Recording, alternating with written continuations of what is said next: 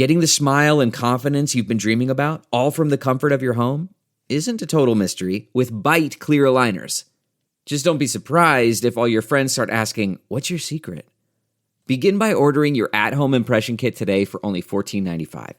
Byte clear aligners are doctor-directed and delivered to your door. Treatment costs thousands less than braces, plus they offer flexible financing, accept eligible insurance, and you can pay with your HSA FSA. Get 80% off your impression kit when you use code WONDERY at Byte.com. That's BYTE.com. Start your confidence journey today with Byte. Acast powers the world's best podcasts. Here's a show that we recommend. What is The Briefing Room? It's a behind-the-scenes look at how the criminal justice system works and the lives of the people within that system. If you love true crime, well, these are the real people who do the job every day of making sure justice is served. Hi, I'm Detective Dave. I'm Detective Dan. Together we have decades of experience in local law enforcement, a profession that we think is often misunderstood. So we're going to explore how to do it right, and we won't shy away from when it's done wrong. These are stories you'll hear nowhere else. Unique, frank, and unvarnished.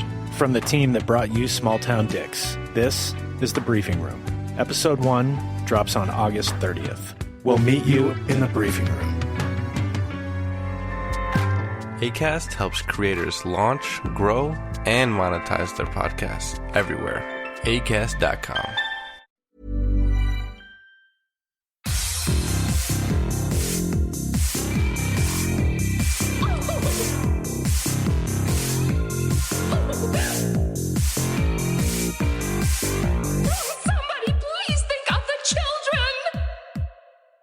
And welcome back to Little Cuts, our weekly mini-sode where we dig into the things we've been consuming. I'm Terry.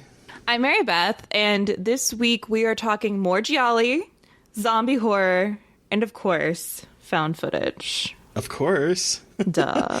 But before we do get into that, we do have a very brief bit of housekeeping. We got a new review. Yay! We're so excited and we love it. Thank you, Jen M276. And as just a reminder, if you like what we're doing with the main feed or these mini-sodes or both, please leave us a review or a rating. Please do. It's so helpful. I know it sounds silly, but it honestly is so helpful. And like we keep saying, it's a nice little Christmas gift to us. So yes. And my birthday's coming along, and it's the big one. It's 40. Oh, shit. It's the big 40. I would like 40 reviews. I was going to say, 40 reviews for Terry's 40th. Holy shit, that's so good. If we got 40 reviews by then, I'll film myself giving myself spankings. No, I won't. I'm not doing that. That's not happening. I'm kidding. Why was that the one you chose? I was just like, I'm thinking birthdays, 40, spanks on your birthday, one for every year. I don't know. That's a lot of spanks. Yeah. It's only Tuesday. But I was going to say, it's only Tuesday, but it's been a week. I understand that. Oh my God. Monday was ridiculous in the morning.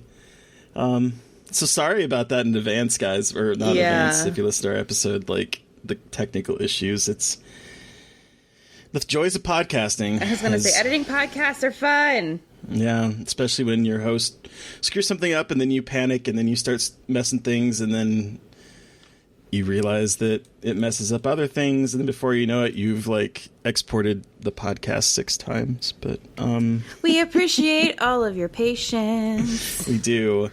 And also, if you have any comments about any of the movies or that we've seen, or you have suggestions for movies for us to cover on this little show, get in touch with us and let us know. And I think we might even have one that we're talking about tonight, or at least someone is. Yes, we are. So I guess I should just jump right in then. Cephalopod Gal recommended a found footage movie for me this week called The Blackwell Ghost. And I checked it out, and I'm actually halfway through the second one right now, but microphone drama. It is so good. I have this. Yes. I mean, again, my found footage, whatever. I'm not even going to justify it. It's good. Don't apologize for your found footage love. Yeah. So I'm trying to think of how to describe it. Well, it's been on my radar for a while. And why it's been on my radar is because there's 5 parts. Like, it's a 5-part, it's not even a 5-part series. Like, he made 5 movies with the same title.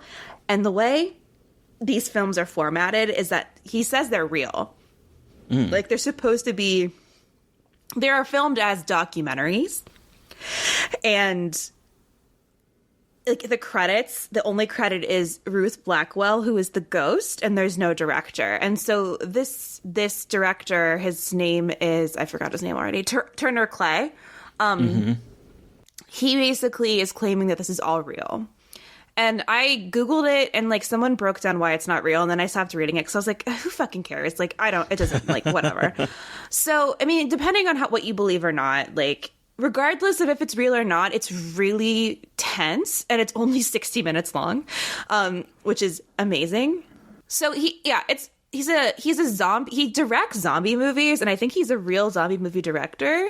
And then he wanted to make a documentary and wants to prove the existence of ghosts. So the first one is him trying to prove the existence of ghosts and having a really hard time doing it. You know, he's like, I'm a skeptic, blah, blah, blah, and is trying to like prove they're real. And then 2 years later, he gets another lead. And so this film is about him following that lead and having some really intense experiences in a haunted house. It's a little bit slow, but it's like a slow tension buildup. The end is really worth it. And it's like very much like, like the kind of like walking through the dark and you don't know what's going to be around the corner. Oh, so cool. I really enjoyed it. And the rest of the series has a lot of really good reviews. I mean, not a lot of attention, but good reviews. And so I'm really excited to dig into that because it's something that's been on my radar. I know it's pretty beloved in the found footage horror community. So I really appreciate that recommendation, Cephalopod Gal. And I know that Cephalopod Gal loves this movie and talks about it all the time. So I'm glad I watched it and can like really understand why they love it so much. So hell yeah. Yeah, so guys, I will watch your recommendations. Also, like, please give us them because I'm always, I mean, I love found footage, but I also watch other stuff too, but mostly found footage. Oh, and also just briefly, I caught up on some of my 2020 watches that weren't horror. I watched Sound of Metal and Never, Rarely, Sometimes, Always. How were they? I should not have marathoned those 2 movies back to back. Well, it sounds really heavy because, like, isn't Sometimes Whatever? Isn't that one about abortion? It's about abortion, and it's about how dangerous it is to be a teenage girl. Yeah. It was so beautifully done, but it was very intense. And then Sound of Metal was very intense for other reasons. And I love them both. They were beautiful, but like that was a Saturday choice, and oof. Yikes. That's a heavy Saturday. Yeah. But Never, Rarely, Sometimes, Always is on HBO Max to stream, and then Sound of Metal is on Amazon Prime. So those are available to stream if you have those services. I recommend them. Just don't watch them back to back. Don't make the mistake I did.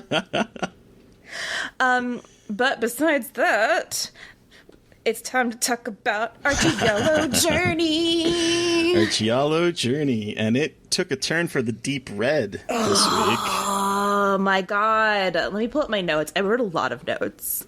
I did too. A lot of it is just me in all caps screaming. It's just like, but. So for those that don't know, this was about a jazz pianist and a wisecracking journalist who are pulled into a complex web of murder after the jazz pianist witnesses a brutal murder of a psychic. And you had never seen this before, right, Mary Beth? No, I knew the cover with the hanging doll, and I knew about that creepy animatronic doll. That doll is those creepy. Those were the two that the things I knew about it, and I knew it was Argento. The first thing that I really want to talk about with Deep Red is the fact that these are just like people who are not police. Yeah. Investigating a murder. Yeah. Like, that made me laugh the whole time. I was like, wait, none of y'all are police officers. Like, the guy's a pianist. There's the journalist. There's the journalist played by Daria Nicolodi, which is like, okay, I get that sort of. And then the psychologist is happening too. And I'm like, why are any of you doing this? Also, like, you're not a journalist is probably not supposed to be like really going into active murders. I mean, I guess they can, but it was just a very strange. Well, I kind of think that this one like kind of bridges the like kind of noir kind of feel of movies. It definitely does. With like what would eventually become like the slasher. So I think that like this one is kind of a bridge in that regard, because like you see some of the later especially Argento films going further into like the kind of slasher aesthetics and like that kind of aspect of it with like.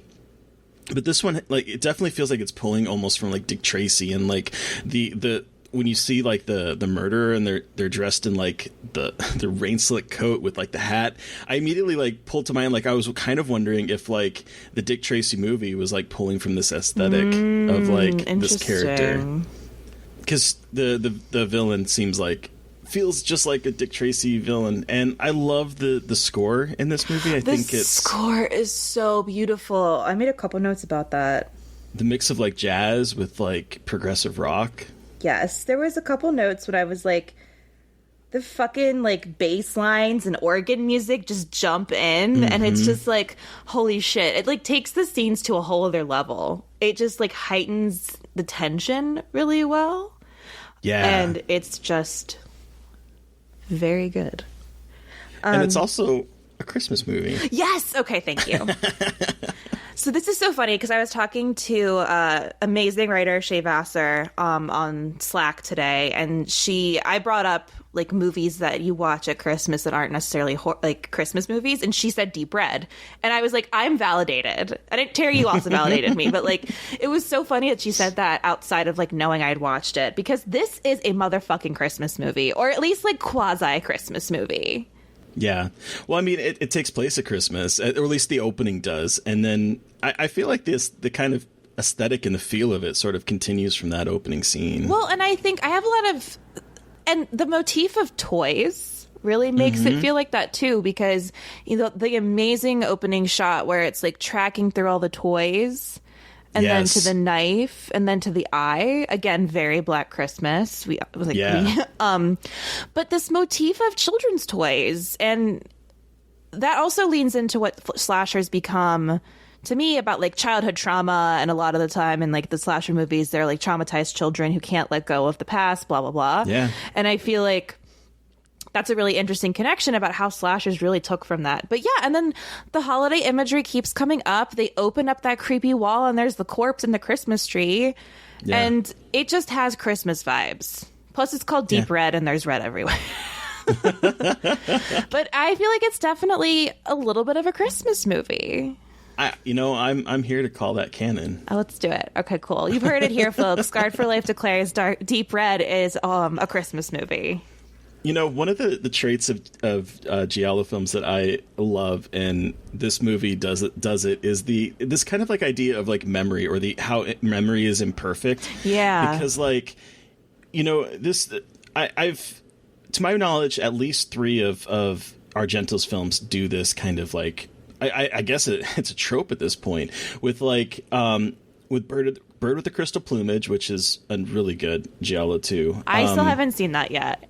Yeah, but like that one and Tenebrae and this one all have a character that sees something and either doesn't understand the importance of what they just saw, or B, is like they have like a memory lapse of what they saw, and it and it comes around at the very end where they realize, oh, the killer is blah because of blah.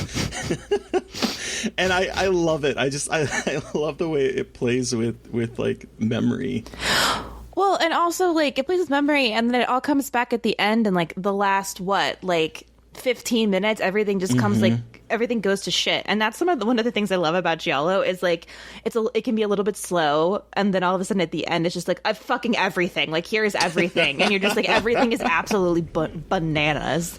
And that is something that I continue to love about Giallo. I can always expect there to be some wild ass conclusion.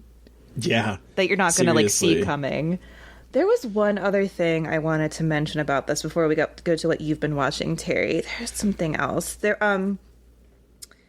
There's actually two things here. I have wanted one to too. talk about how the architecture of this movie is absolutely amazing.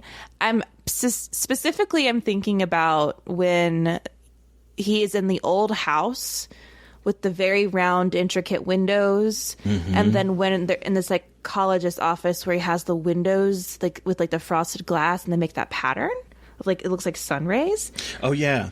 It reminds me of Suspiria, of these beautifully constructed houses that you can tell are constructed, but like that's what makes them even cooler to me. As there's shots when the pianist Marcus, I keep forgetting his name, is walking outside, and it looks like a constructed set. Like when he sees like he's walking under, it looks like pillars, or walking under like a brick, like an overpass or something. It looks fake. But, like, in a way that seems on purpose, if that makes any sense. Like, it's very, very purposely constructed to look constructed. And I love that about Argento's movies. And I feel like I haven't seen that as much in some of the other movies we've watched. But this one is like Suspiria in terms of, like, really paying attention to that set design and making it a huge part of the experience. Yeah, I think a lot of people consider this like his Giallo masterpiece. Okay. And I think this is definitely where you kind of get like that Argento red, like that kind of. Yeah. I'm thinking in particular of even like one of the establishing shots of the psychic that is sitting up on there, and like everything is red, and just the way the thing is framed, like. Yes. It's so beautifully constructed. You're absolutely right with what you're saying, and I love that about this film. And I always thought that Tenebrae was my favorite of the Giallos that I saw, but then rewatching this on a second viewing, like, just really kind of sells this. I also love that Argento populates his movie with queer characters that aren't. The horror isn't coming from like their queerness. Yeah, I agree. I love that. Marcus goes to visit Carlo, and a man opens the door, but it's a very femme-presenting person. Like, and it's actually, I think, a woman actress, but like they really like upped up the androgyny of it. Yeah, and then I think added a voice in okay, interesting. ADR. But yeah, it's very interesting how they have this gay character and kind of addresses some internalized homophobia, but doesn't make him like. I thought he was the villain at first, but then he's not. I'm like, okay, look at this. I love a good. I mean, I'm sad that everything that happens to him, but yeah, and I was looking because I remember Sister Hyde, Drew. This is like her favorite, I think, of Argento's films, and she was talking about how Deep Red uses its queer characters to set up a large misdirect based on the prevalence of the killer in the dress trope that Psycho popularized. And it's true, because like you see kind of the I don't know what pronouns they use, what they would use now, but the boyfriend, if for a lack of a better word, a Carlo's boyfriend, who like has like eyeliner and stuff, and there's the focus on like the close-up of the eyes of the killer where they put on eyeliner, and so there's like this kind of like misdirect that you think that it's going to be Carlo's boyfriend, or that it's going to be Carlo, and then you find out the truth by the end. It's interesting. It is really interesting, and something that not exactly related to that, but something I was really thinking about was how this could be especially at the beginning when the psychic can like feel him at the door, or the murderer at the door. Mm-hmm. And I want an entire horror comedy where a psychic is being stalked by a killer, but every time he gets close, the killer gets close to the psychic outsmarts them because they can see what's coming. I love this, and I think you shouldn't be sharing this information. It would just be so fun. I feel like that'd be a great, scary comedy. The idea sounds great, because I love when she walked up to the door and she goes, "Oh shit!" and then they burst through the door. I was like, this is actually a whole concept. So it is. I loved her too. She was so over the top.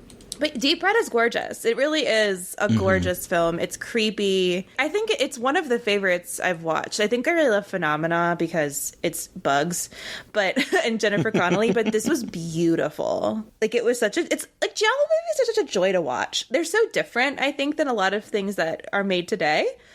Which is like obviously not like trash talking anything made today, but they're just like so oddly specific with the way people die or like the professions of people. And it's just like, it's almost campy. What are we going to talk about next week, speaking of movies that we both watched? I think that you had a suggestion, right, Terry? I did. I saw Anya Stanley talking about this movie because she was really excited that it was now on Shudder, and it's part of the Shudder. What do they call it? The holiday. Oh, have a holly jolly Christmas. It's so funny. Oh, I love it. It's so good. And it is on Shudder, and it's called The Red Queen Kills 7 Times. These titles are so good. They're so good. They are, and the synopsis of this sounds a lot of fun. About two sisters inheriting a family castle, a string of murders committed by a mysterious dark-haired woman in a red cloak, and trying to figure out if the killer is their ancestor, the Red Queen, who legend says claims 7 lives every 100 years. So it sounds like a lot of fun. It does sound like a lot of fun. Who directed it? This is directed by Emilio Miraglia. God, I'm going to pronounce the name wrong. Miraglia?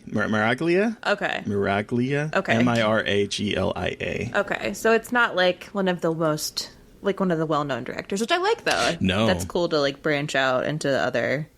Because I feel like I only know Gialli in terms of Argento, Bava, and Fulci. Yeah. So. And Fulci he does Giallo for a little bit, but then, like, he goes, like, heavy off the on, rails. like, zombies and... there is a Fulci movie that I think we need to watch at some point, though, because I think it starts...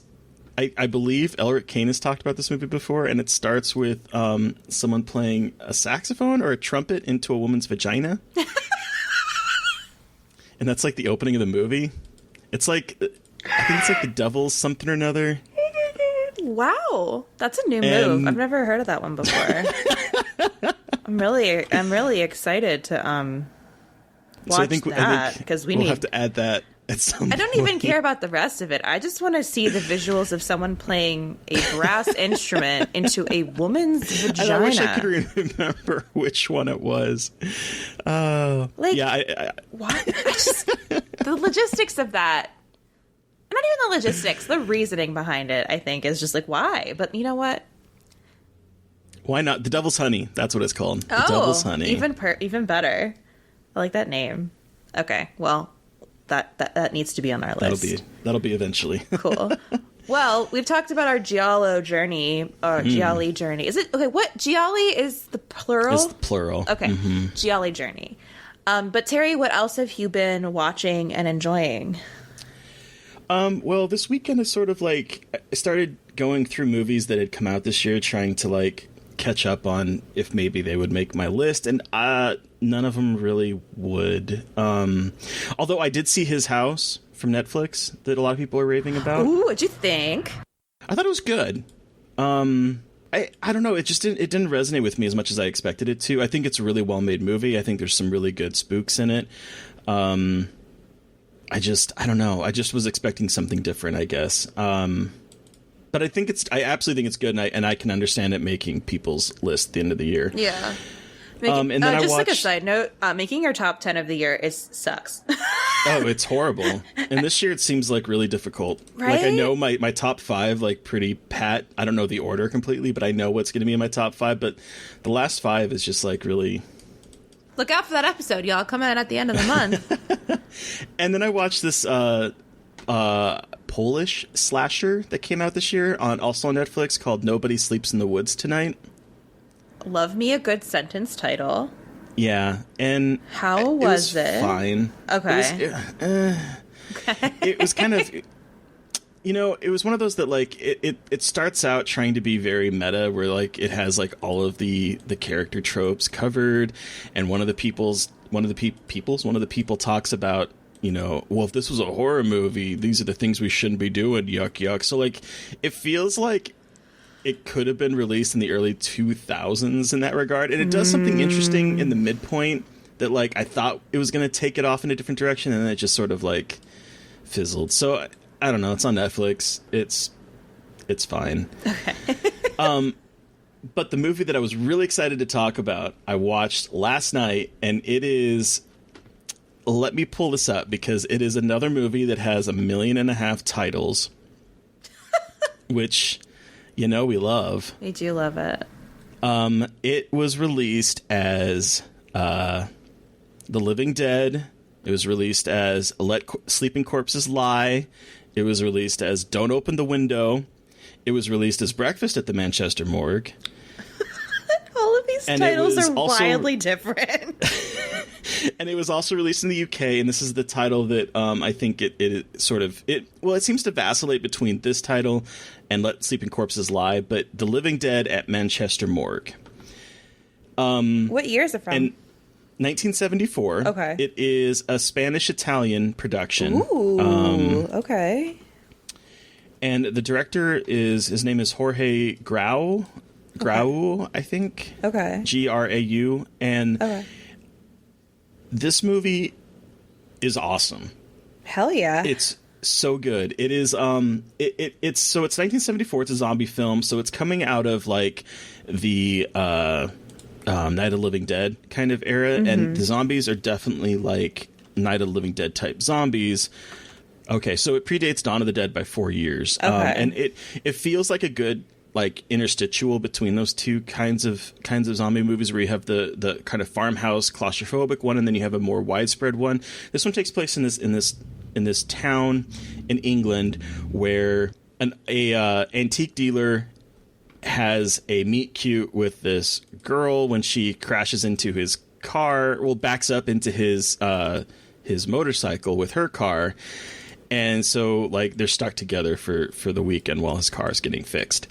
And they show up in this town, and, like, her sister is a drug addict who's trying to get help. And when they show up, hell has, like, been unleashed, and this zombie has killed her husband and has attacked her, and the police think that she did it. Then the police think that this pair are, like, this Manson family level like murders of like killing people when it's actually zombies. And so like there's this kind of slow paranoid progression of the film for like I would say about 2/3 of it, of like trying to figure out what's causing the zombies while the police are firmly convinced that obviously there are no zombies and it's really these two people doing it.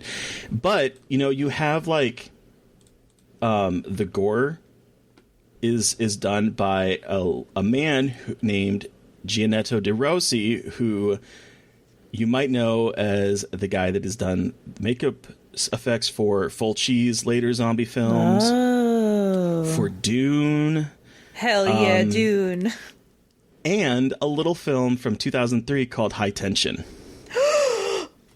High Tension. I love that movie. Wait, that's so cool.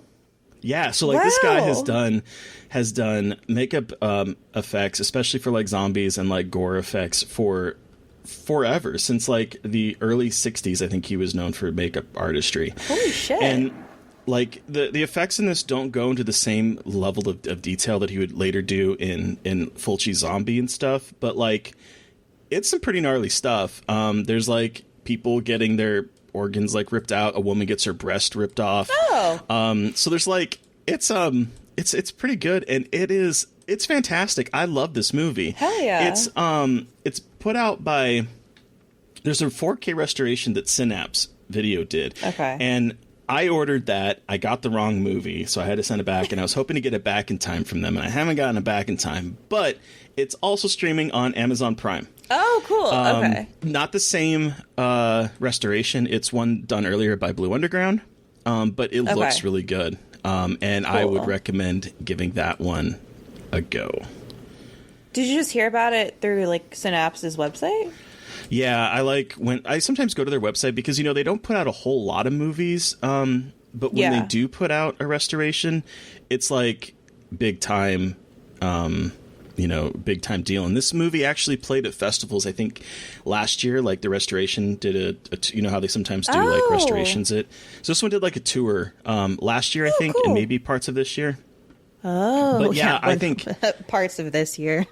I think this is a really good zombie movie, and especially since it's on Prime for free, I really recommend it. That's amazing. I love that there are a lot of hidden gems on Prime.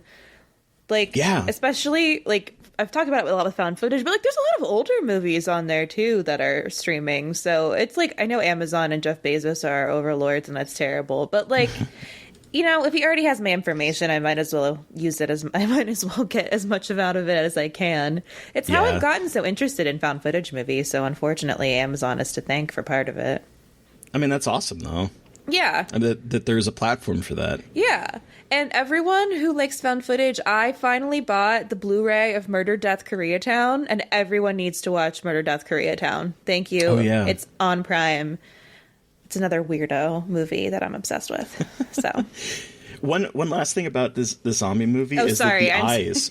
No. Totally It just popped in my head. The eyes are really cool of the zombies. And I have a feeling like I just linked in chat okay. what they look like. But I have a feeling that like they feel like maybe 28 Days Later kind of took that kind of vibe. Oh, yeah. It's like it's like regular. It's almost like regular irises that are becoming goat irises, almost. It looks sort of like a sunburst, but a black like sunburst in the middle of like a really red eye. Cool. It's really kind of freaky. That is freaky. Yeah, that's so interesting. I love like when we talk about these movies and we can see like, oh shit, I wonder if this movie took that from the inspiration from there. It's just really cool.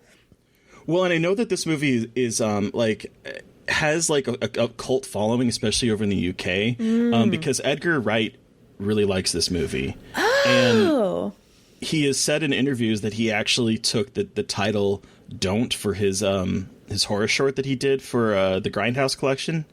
That's like, don't open the windows, don't open the doors. Like that's like the trailer for this movie, this hypothetical movie called Don't. He says he took it from this movie of Don't Open the Window. Of one of the titles that it had. So like I don't know, maybe this movie is influential to some filmmakers, but it's I think it's really good. I want to check it out now, especially if it's on Prime. See, okay, I love this podcast for many reasons, and one of them is the fact, and I keep saying this, like I am learning so much about film history and watching so many movies I may never have watched, and learning so much about horror history, and it's just like, as a fucking horror nerd, it's just so cool to get to like watch all these movies and really understand like the trajectory of so many genres. It's just great. It just makes me so happy. I agree. And like I'm really enjoying going back and either revisiting these movies or seeing them for the first time and sort of like seeing how our favorite genre has like evolved over the last decades of years. I'm also glad we've somehow started this Giallo series, and it's like exposing me to that subgenre that I don't know much about. So I'm very happy for that too. Yeah, me too. Anyway, enough of me gushing. So that about does it for this week's mini-sode. But before we wrap up, who are we talking to on Monday? Well, if you listened to last week's episode, you knew that we were going to talk to the screenwriter of Castle Freak on Monday, but there was a little bit of a mix-up and issue. So that episode is actually dropping this Monday. So we will be talking to Kathy Charles, the screenwriter of the reimagining of Castle Freak, about Basket Case, and I'm so excited. It's so for you guys good to finally hear it. Y'all, Basket Case is absolutely bananas. But everyone, you've heard from us, but we want to hear from you. Did you watch a film that we watched and have some thoughts about it? Do you have suggestions for a movie we can talk about? You can send us an email at scarredforlifepodcast@gmail.com, or you reach out to us directly on Twitter. I am at MB McAndrews. And I'm at Gaily Dreadful. And of course, don't forget to follow the podcast at Scarred Podcast. And please, again, don't forget to review, rate, and subscribe. Thank you to Steve Barnold for our artwork. Thank you to Sean Keller for our music. Thank you to everyone for listening. Stay safe out there, but most importantly, stay creepy. And until next time. Somebody please think of the children!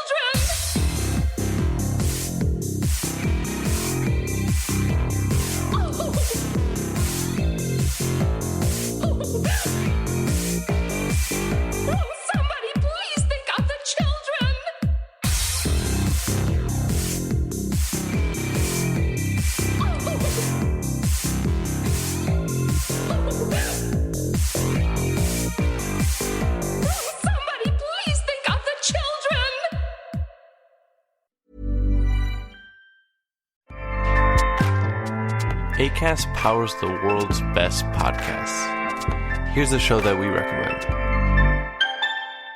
What is The Briefing Room? It's a behind-the-scenes look at how the criminal justice system works and the lives of the people within that system. If you love true crime, well, these are the real people who do the job every day of making sure justice is served. Hi, I'm Detective Dave. I'm Detective Dan.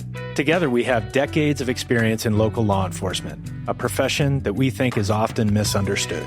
So we're going to explore how to do it right, and we won't shy away from when it's done wrong. These are stories you'll hear nowhere else. Unique, frank, and unvarnished. From the team that brought you Small Town Dicks, this is The Briefing Room. Episode 1 drops on August 30th. We'll meet you in the briefing room. Acast helps creators launch, grow, and monetize their podcasts everywhere. Acast.com.